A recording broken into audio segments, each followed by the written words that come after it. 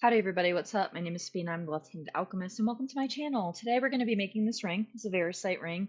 Silver, I think, I think hematite. I can't remember.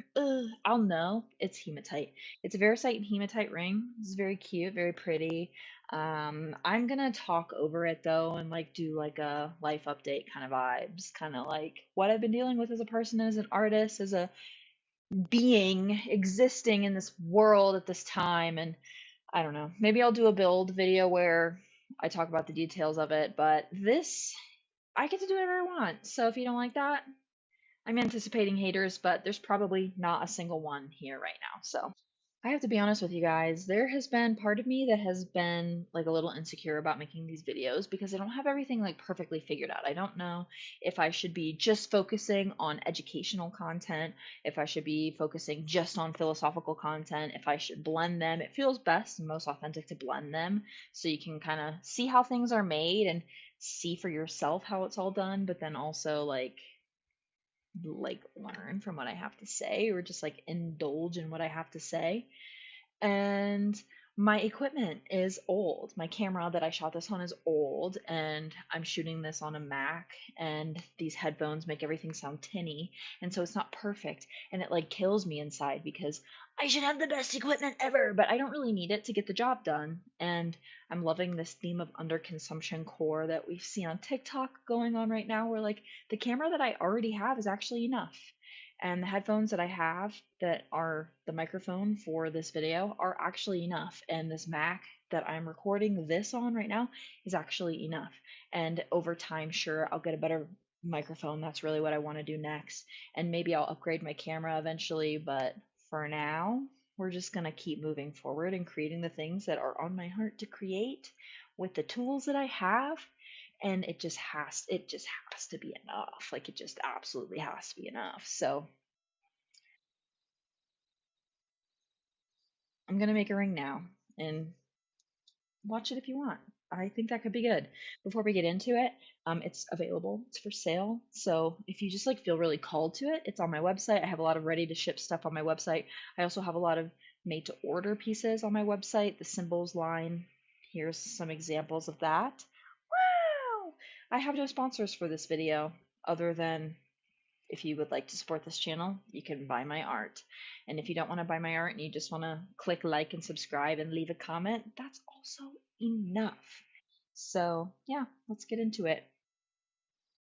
Okay, so this week I really wanted to talk about personal responsibility and kind of my evolution and how I have been doing that for myself. I have to be honest with you guys, since I have moved to Colorado, my confidence has been shaken a little bit.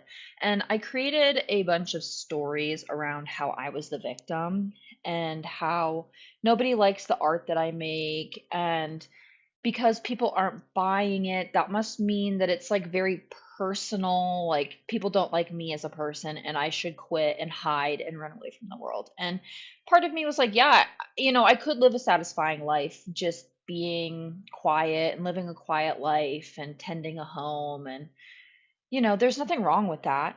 But when I really ask myself what I want out of this life, it's not that. It's something more than that. And I really love my business. I really love doing what I do, but I had created a story around how I wasn't good enough. And I want to tell you guys how I have been managing to find freedom from that and take command and responsibility for my own life.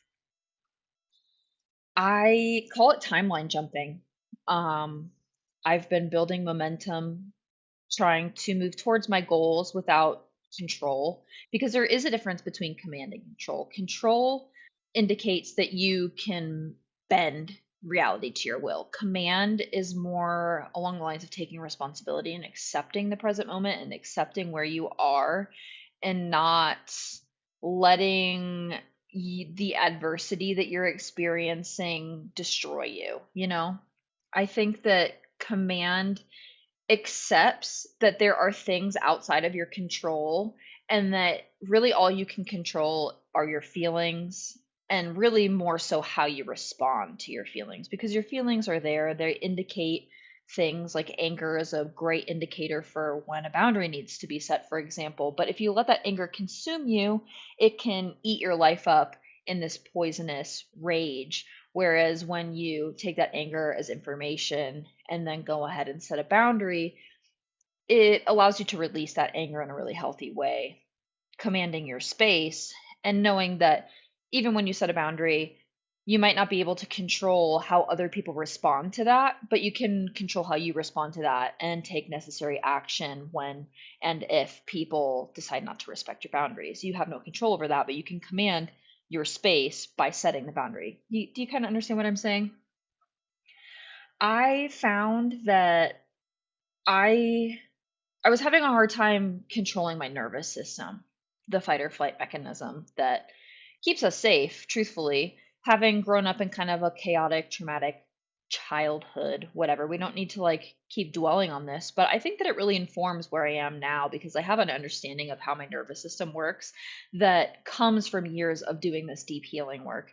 And I was recognizing, okay, I'm having a really hard time controlling my nervous system and calming down and recognizing that when you're making a timeline jump and you're trying to command your reality and do things differently than how things have been going, it is a hit to the nervous system. And let me explain why. Your nervous system is designed to keep you safe. It's designed to keep you alive. And if you've gone through something that's been very traumatic and stressful, it helps keep you alive. And I think that there's an honoring that needs to be done where we honor that part of ourselves, that survival mechanism that without it, we would not be here, we would not be alive, while also recognizing that you are safe.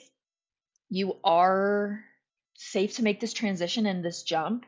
And there's more than just the mental side of things that needs to happen in order to get your body on board. So your mind is part of it. Your mind can recognize these patterns and recognize when you've been having weird sleep and your poops aren't quite right and you have a lot of tension in this one part of your body and your mind is kind of going crazy. You can use your mind to recognize the patterns that you have nervous system dysregulation, but then the nervous system is in your body, right? Like it's literally like the nerves that run through your body. And so to regulate that, you have to use nervous system regulating techniques that are somatic in nature.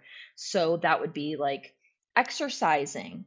Lifting weights to me is something that's very, very grounding and very, very regulating, as long as you're then fueling yourself and not creating stress in your body. Like if you don't eat after a workout, then you're actually stressing your body out more, which then has more, like your body ends up having higher cortisol and you hold on to weight and tension more.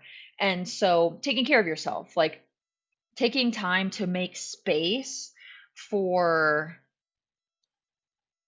regulation. Sorry, I had to think about that word for a second. Making time to make space for regulation and grounding yourself. And this can literally be, like I said, walking or lifting weights. I found a lot of grounding in taking walks. Like I decided that I wanted to be the kind of person who walks 10,000 steps a day. I just wanted to see what it felt like at first, and then I realized it's kind of challenging and it's a fun kind of challenge. And where I live is really naturey, nature heavy. It's not a city, it's like rural Colorado.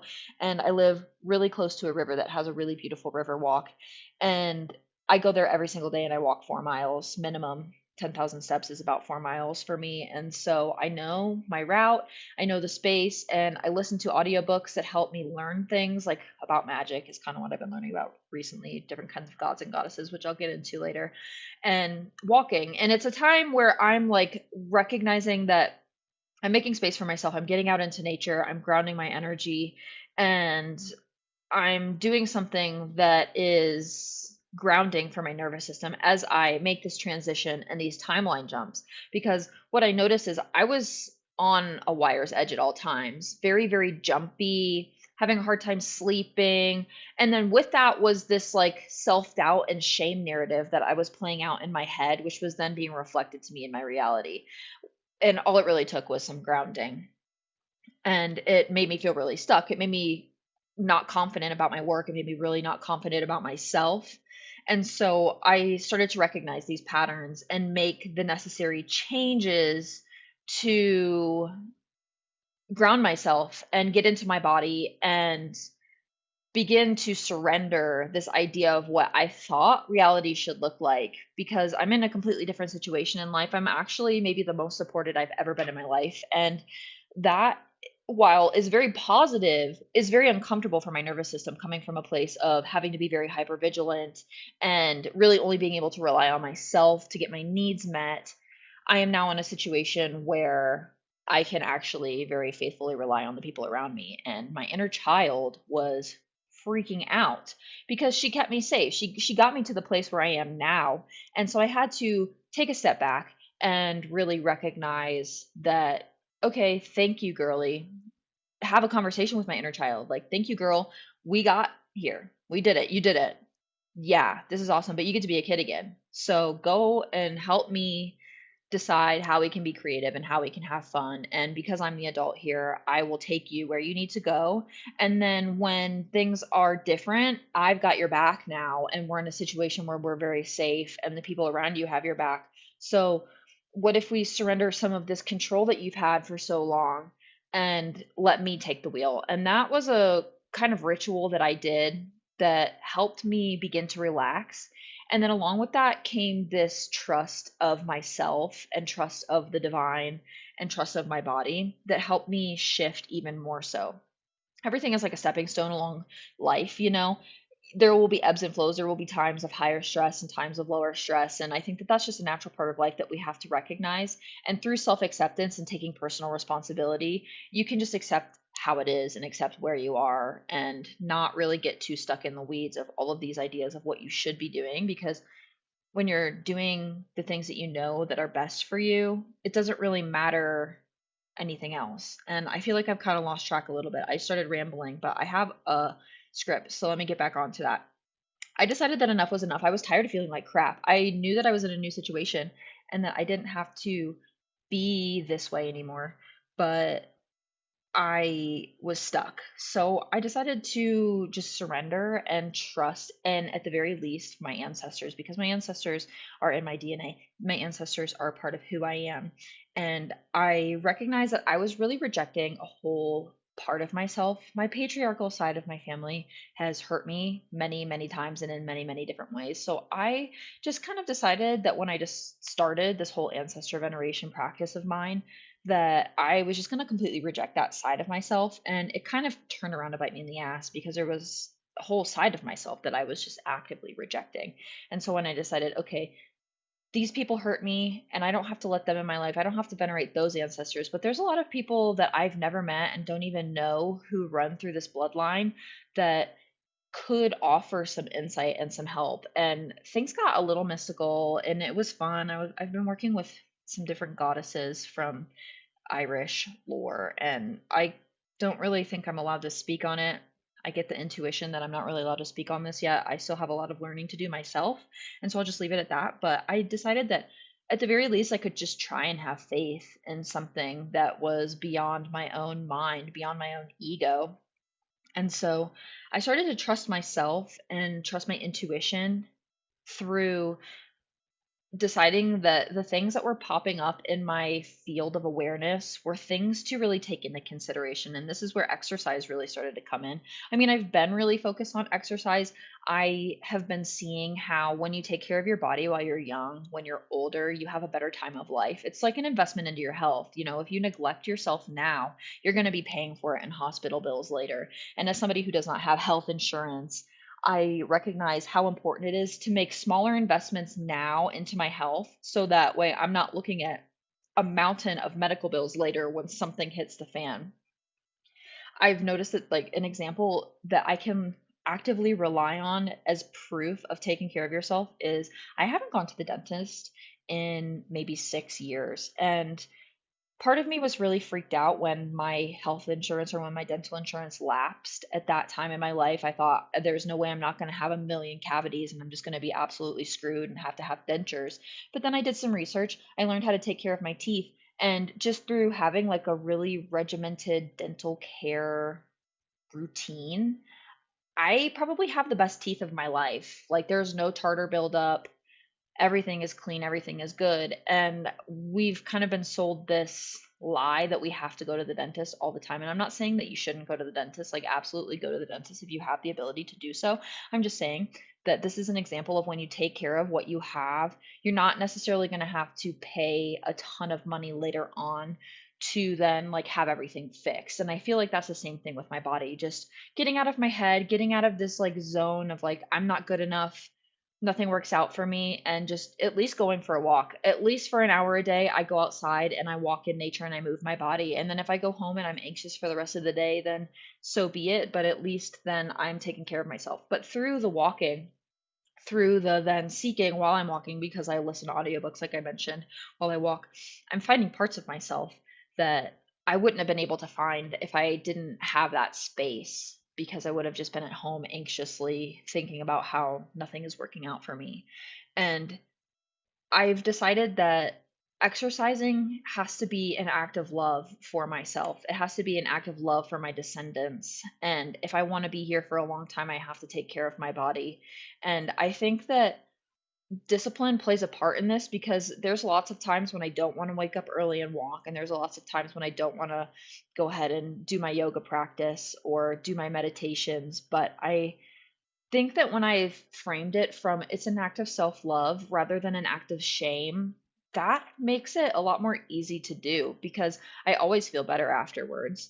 And I'm not berating myself while I'm doing it. Like, I'm sorry to those of you who really enjoy David Goggins. You know, it's nothing against the guy. I think that he's spreading a pretty decent message out there in the world, but I do really feel like it's very shame based. And when you're speaking to yourself with such shame and such negative, like, energy. I don't know.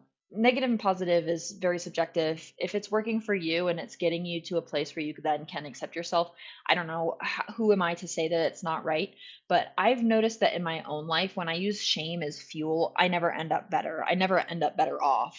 And when I've switched to using language of compassion and self love, the changes that I've been able to make have been exponential, and they've been longer lasting. So let me think. Meditation. Let's talk about meditation really quick. Yoga Nidra. If you're having a hard time regulating your nervous system, Yoga Nidra is going to change your life. It's long sleep. Wait, what is it? Um, no sleep, deep rest. I don't know. I might be butchering that. Andrew Huberman has talked about it. I don't know if you're into that guy. He's kind of whatever to me, but he's a mainstream science guy. So if you're like a scientific materialist and you need scientific proof for all of this stuff, go listen to his podcast about that. It does work. I have changed my life with it. I've recently started the gateway meditations, and I know that's all about like reaching astral projection and like leaving your body, but it has helped me relax so much. And every time I go into one of these meditations, I set the intention, just something small, like I want to relax the pain in my hip, or I just want to relax my mind so that I can think clearly. It has absolutely done that. I've found so much regulation in my body where it doesn't even matter if my physical reality is not reflecting what my deepest goals and my largest goals are. I'm having more self acceptance for where I am currently, and it's helped me really sink into this mentality of mastery over luck. And let's talk about that for a second. Mastery, man, there's not enough masters out there, you know. We're all seeking this viral success where we make the thing, we make the right video, it finds the right people, and it just blows up, and then all of a sudden you're an overnight success and everything is just working out. Like, we're playing for luck rather than playing the long game. And something that I've always really valued is long game. The kinds of crafts that I do, as you can see, I'm making jewelry in this video. You don't make good jewelry overnight. You don't pick up a saw, you don't pick up a torch, you don't pick up even an engraver for the first time and are very good at it. It takes time to become good at these things.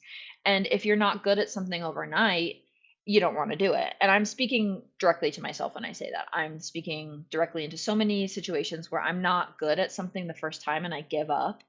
And with jewelry, I've thankfully held on even through all of the doubts and all of the, confidence being drained from my being. I've still held on to it because it does bring me joy. It's fun. It's very satisfying to make something from scratch, especially jewelry. I don't know. It's just like I'm an alchemist. I'm wielding metal and I'm turning it into wearable art. And I think that's really fun. And so I think that for a long time with my business, especially since the rise of TikTok, I got to see how many people's lives were changed overnight by a TikTok video getting in front of the right people. And I have this whole time I've been thinking, oh, when's my time? When's my time? I got to make the right video. I have to say the perfect thing. I have to make the right thing that everybody's going to like so that I can sell a lot of them, so that I can pay off my debt, so that I can be rich. Which, like, sure, yeah, I do desire to have money in my lifetime. Like, it's a very valuable, very useful resource in this current society that we live in. So, yeah, I do desire money. But more than that, I desire the feeling of satisfaction. And it makes me think about satisfaction and what does that really entail? What does satisfaction really entail? I don't know. I've been contemplating it for about a year now. And with satisfaction, I think that there's a lot of personal responsibility that comes into place. Like, instead of seeking a viral moment and just praying for luck, every time I show up to my bench and I make something, moving a little bit closer towards mastery. And with mastery, success is absolutely inevitable. It might take another 15 years before my message hits the right people and my success finds me. But I know that every time I show up to my bench and I make something and my skills improve just a little bit, I'm working towards mastery that gives me this sense of internal satisfaction that is much greater than if I had a lot of external validation from other people telling me how good I am. I mean, sure, you can tell me how good I am. It does feel good to have that external validation, to understand that the work that I'm putting in is being received. But at the end of the day, still going to show up to my bench, even if nobody sees these pieces and they sit in the box on my desk forever until someone finds them long after I'm dead. The work was still worth it because I found a sense of personal satisfaction within that. And let's dive a little deeper into satisfaction and how we can take responsibility for our lives and find our own feelings of satisfaction. First thing you have to understand is nobody's going to hand it to you. There's not anybody out here waiting to hand you this perfect packet of information about how to find satisfaction. And the thing is, like, I think a lot of people like to take the easy way out. Like, it's just kind of the way it is in this Western society. We like things to be easy. We want to take a pill that's going to take all of our problems away immediately. And I'm sorry, you guys. I'm sorry if this is the first time that you're hearing it, but that's not how life works. It's just not. Things are hard. And the harder that you work for something, actually, the more satisfying it is when it does end up paying off. There's this whole, like, again, we can throw it back to Andrew Huberman. He talks about this in one of his podcasts, how there's a part of your brain that grows every time you do something hard and then you're successful at it.